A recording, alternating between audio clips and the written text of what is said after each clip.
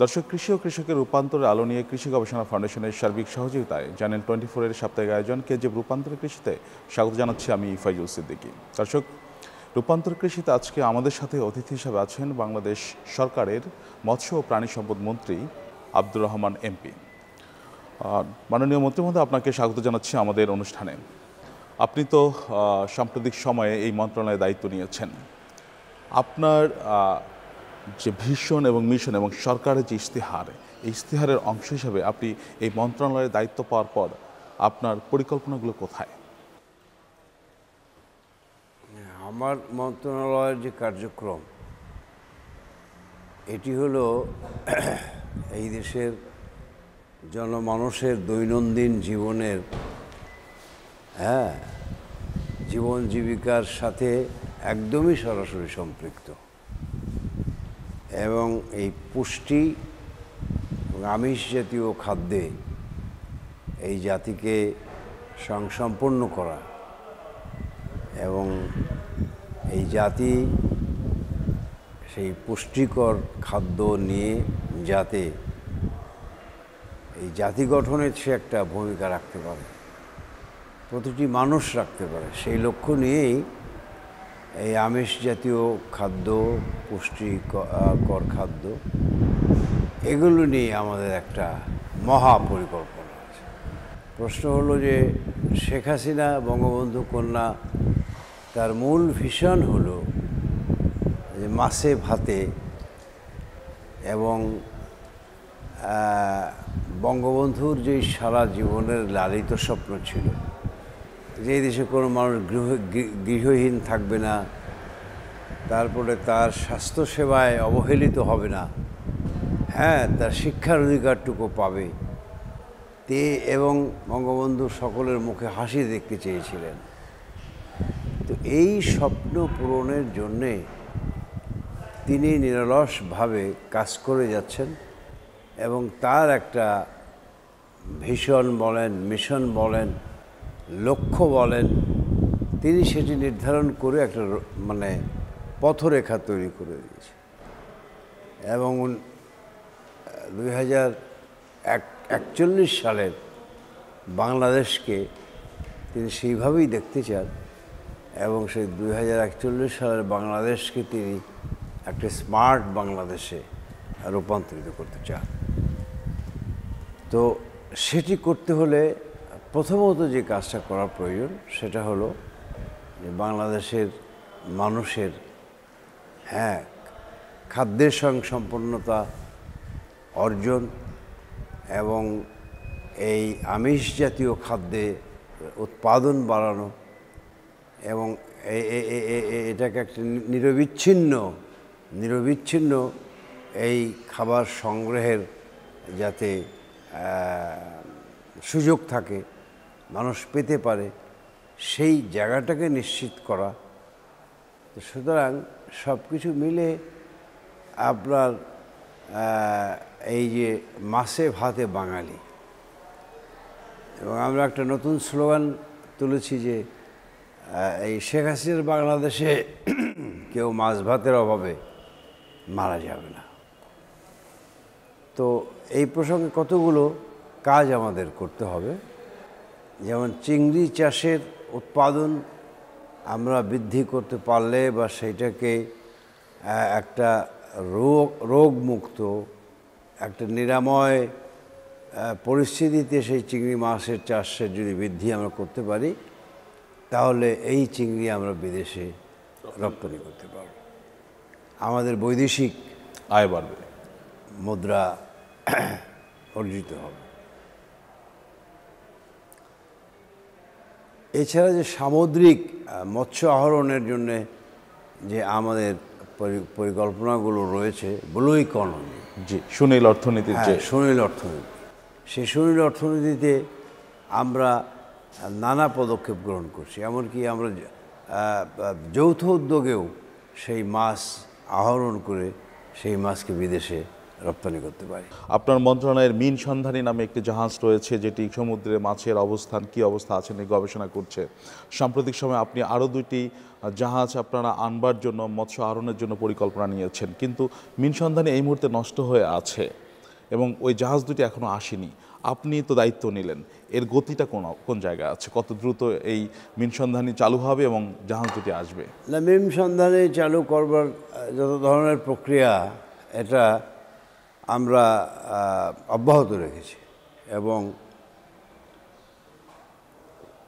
এদের কাজটা তো মূলত নদীর গভীরতা কোথায় কোন জায়গায় আছে সাগরের, হ্যাঁ, এবং সেখানে মাছের গতিবিধি, হ্যাঁ, এগুলোকে লক্ষ্য করা এবং সেইখান থেকে আমরা কত মাছ আহরণ করতে পারি সেই ব্যাপারে একটা ধারণা নেওয়া, হ্যাঁ, এবং আমাদের ভূখণ্ডে বা আমাদের জলসীমায় যাতে অন্য কেউ এসে সেই মাছ ধরতে না পারে সেই ব্যাপারটাকে মাথায় রাখা, নিশ্চিত করা, পর্যবেক্ষণে রাখা ইত্যাদি কাজ। সুতরাং সে কাজগুলো আমরা অনেক সময় নৌবাহিনীর সাহায্য নিয়ে থাকি। তো কোস্ট গার্ড তো আছেই। সব কিছু মিলে we have a plan to develop the blue economy, এবং যাতে আমরা ওই কি বলে যে এই সেক্টরটাকে ডেভেলপ করতে পারি। আমরা যদি একটু চিন্তা করি যে আমাদের হাওর বাওর এবং বাংলাদেশের একটা অন্যতম কৃত্রিম লেক রয়েছে যেটি হচ্ছে কাপ্তাই লেক। এই কাপ্তাই লেকে যে পরিমাণ মাছ থাকার কথা বা চাষ হওয়ার কথা বা সেই পরিমাণ মাছ কিন্তু ওখান থেকে আহরণ করা যাচ্ছে না। আপনাদের BFDC, Bangladesh fisheries development corporation, এর দায়িত্বে আছে।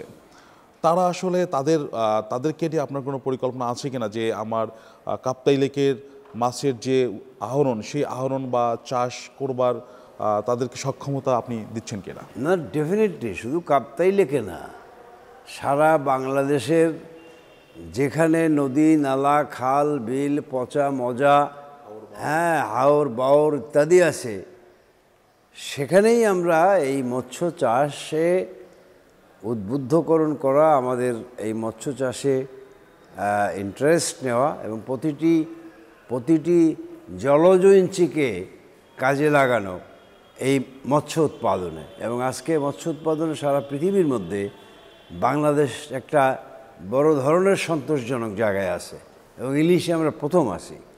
সুতরাং আমাদের এই ইলিশকে রক্ষা করা, ঝাটকার নিধনে যাতে কেউ কি বলে যে এই কাজটি করতে না পারে সে ব্যাপারে সতর্ক থাকা, এবং যে কয়দিন ঝাটকা ধরা বন্ধ থাকবে তাদেরকে একটা ইনসেন্টিভ দেওয়া, এগুলো নানা ধরনের পরিকল্পনা আমরা গ্রহণ করি। সুন্দরবন তো মাছের অন্যতম প্রজনন ক্ষেত্র, বিশেষ করে ইলিশ এবং স্বাদু পানির যে মাছগুলো আছে এরা সুন্দরবনে যায়, ডিম পেড়ে আবার উজানে চলে আসে। আবার সমুদ্রের মাছগুলো সুন্দরবনে আসে, এখানে ডিম পাড়ে, নদীতে ডিম পাড়ে, আবার সমুদ্রে চলে যায়। কিন্তু আমরা যেটা দেখছি সুন্দরবনে বিষ দিয়ে সেই সব মা মাছকে মেরে ফেলছে। এই জায়গাটা আপনার নজরে আছে কিনা? সুন্দরবনের মা মাছকে বিষ দিয়ে মারছে কারা? দস্যুরা মারছে, জেলেরা মারছে। কেন মারবে তারা? আহরণের জন্য। ও, মাছ আহরণের জন্য? হ্যাঁ। না, সেটা তো ধরেন এই ব্যাপারটা সুনির্দিষ্টভাবে আমার কাছে এইভাবে নাই, তবে গোপনে বা মানে সকলের চোখ ফাঁকি দিয়ে, হ্যাঁ, মাছ আহরণ করবার একটা সুযোগ তো কিছু লোক গ্রহণ করে থাকেই। তো সেটা বিষ দিয়ে মাছ ধরে আহরণ করে এটা আমার স্পেসিফিক এভাবে জানা নাই, বাট আমরা এই ইলিশ রক্ষার ক্ষেত্রে আমরা সিরিয়াস লাইক এনিথিং। ঝাটকা নিধন বন্ধ প্রোগ্রাম আমরা নিতে যাচ্ছি এবং 65 দিনের মতো থাকবে। তো সেই সময় সেই জায়গায় আমরা যারা জেলে ভাই মাছ ধরা থেকে বিরত থাকবে তাদের ওই কয়দিনের খাবার, হ্যাঁ, আমরা সরকারিভাবে রেশনিং করে আমরা দিব এবং সেই লক্ষ্যে একদম প্রপারলি এবং কারেক্টলি এই জেলেদের বা মৎস্যজীবীদের তালিকা প্রণয়ন করতে হবে, তাদেরকে কার্ড দিতে হবে, হ্যাঁ, যাতে করে আমরা আইডেন্টিফাই করতে পারি এবং তাদের সেই খাবারটা আমরা পৌঁছাতে পারি।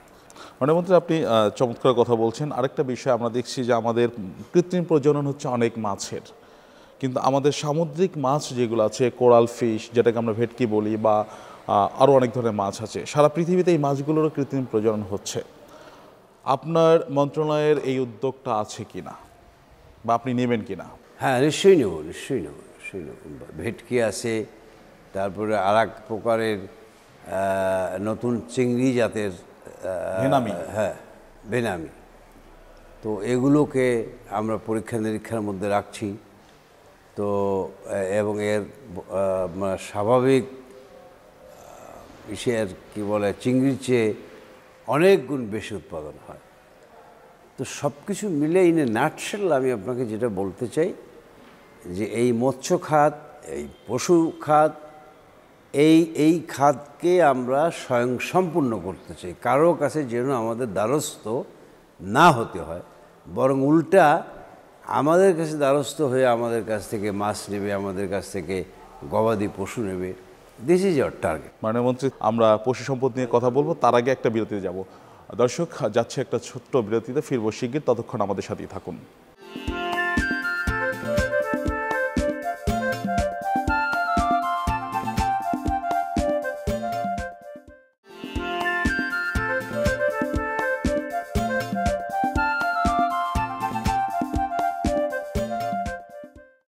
দর্শক, আবারও স্বাগত জানাচ্ছি কেজিএফ রূপান্তরের কৃষিতে। আমরা কথা বলছিলাম মাননীয় মৎস্য প্রাণী সম্পদ মন্ত্রী আব্দুর রহমান এমপি মহোদয়ের সাথে। মাননীয় মন্ত্রী, আপনাকে আবারও স্বাগত জানাচ্ছি। আপনি বলছিলেন বিরতির আগে যে আমাদের প্রাণী সম্পদের উন্নয়ন ঘটানোর জন্য আপনারা কাজ করছেন। আমরা যেটা দেখছি, বাংলাদেশের প্রাণী সম্পদের একটি বড় রোগ হচ্ছে খুরা রোগ, এবং এই খুরা রোগ নির্মূলে বিভিন্ন দেশ বিভিন্ন ধরনের পদক্ষেপ নিয়েছে। আপনার এই রোগটি নির্মূলে আমরা মানুষের অনেক রোগ নির্মূল করেছি, এবং সরকারের উদ্যোগ হচ্ছে খুরা রোগ নির্মূল করবার। এই রোগটি নির্মূলের আপনার কি পদক্ষেপ? আমরা এই রোগটা নিরাময়ের জন্যে উই আর ভেরি কনসার্ন।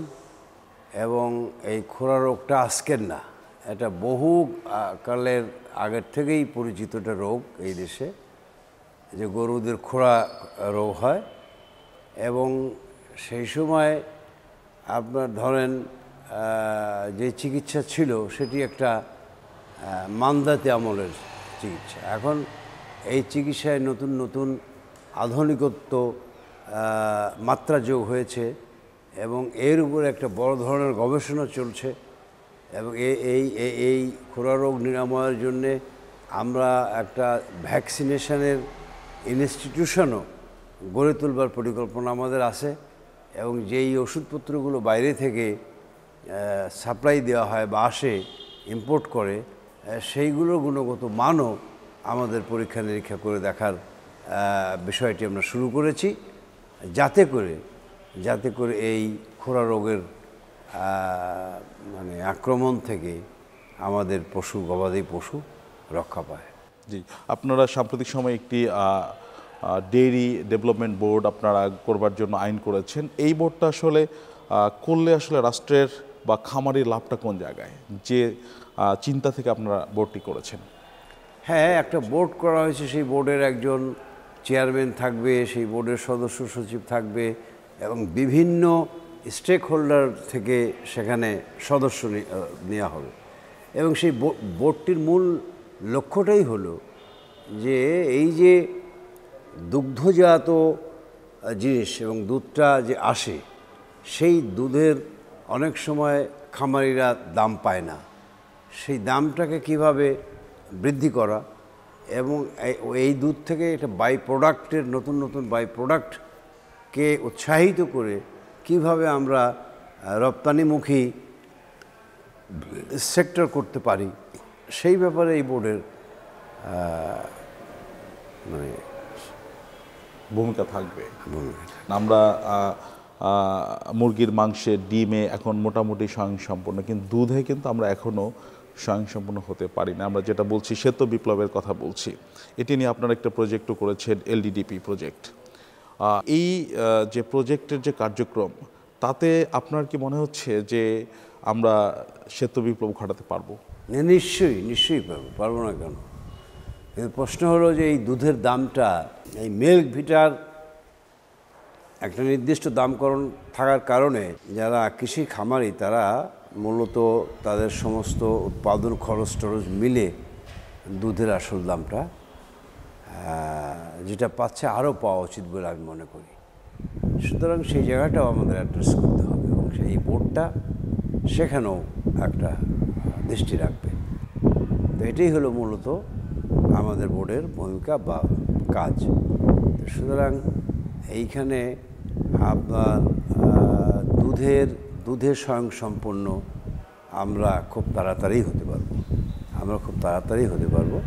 কিন্তু এখানে একটা চ্যালেঞ্জ হলো যে খামারিদের দামটাকে নিশ্চিত করা। সেক্ষেত্রে যেটা হচ্ছে যে আমাদের মিষ্টির দোকানে আল্লাহরা দুধ কিনবে 50 টাকা 60 টাকা কেজি, তাদের মিষ্টি প্রত্যেক বছরে 1 গুণ 2 গুণ তারা বাড়াবে। হ্যাঁ, এটাও তো একটা চ্যালেঞ্জের বিষয়। হ্যাঁ, তো এসব জিনিসগুলো আমরা দেখছি। দামের কথা বলছেন, তো আমাদের তো উৎপাদন খরচ তুলনামূলকভাবে বেশি, কারণ আমাদের ফিড কস্ট বেশি। এই যে ফিডের যে কাঁচামাল বা উপকরণ, এই উপকরণগুলোর দাম নিয়ন্ত্রণে আপনারা কি করছেন, যে কারণে হচ্ছে আমাদের উৎপাদন খরচ কমবে, কৃষকরা ন্যায্য মূল্য পাবে? আমার সর্বশেষ প্রশ্ন আপনার কাছে। না, উৎপাদন খরচ কমানোর জন্য সামগ্রিকভাবে তো আমাদের কতগুলো জায়গায় অ্যাড্রেস করার আছে। যেমন যদি কোথাও কোনো জিনিস ইম্পোর্ট করা হয়, সেখানে যদি শুল্ক বেশি মনে হয়, সেই শুল্কটা কমানো, এটা একটা দিক। তারপর আমাদের দেশে এই জাতীয় খাবারের চাষ বা এই খাবারের একটা কি বলে যে প্রকল্প গ্রহণ করা। যেমন 10% জায়গায় যে ঘাস হয়, সেই ঘাসটা খাওয়াতে প্রাকৃতিকভাবে যেই মানে গাভীটা বলেন গরুটা বলেন সে যে খাদ্যটা পেল, তার যে গুণগত মান, তাতে আপনার ওই সয়াবিন তারপরে যে সমস্ত অন্যান্য জিনিসগুলো দিয়ে খাবার তৈরি করা হয়, তার চেয়ে অনেক গুণ বেশি প্রোডাক্টিভ খাবার হলো ন্যাচারাল খাবার। তো সুতরাং এগুলোকে একটা নানাবিধ পরিকল্পনার মধ্যে এনে সকলের সহযোগিতা কামনা করি, আস্তে ধীরে এগোবো এবং ইনশাল্লাহ এই খাতকে আমরা স্বয়ংসম্পূর্ণ। ধন্যবাদ মাননীয় মন্ত্রী। দর্শক, কেজিএফ রূপান্তরের কৃষি আজ এ পর্যন্তই। দেখা হবে অন্য পর্বে অন্য কিছু নিয়ে। ততক্ষণ ভালো থাকবেন, সুস্থ থাকবেন।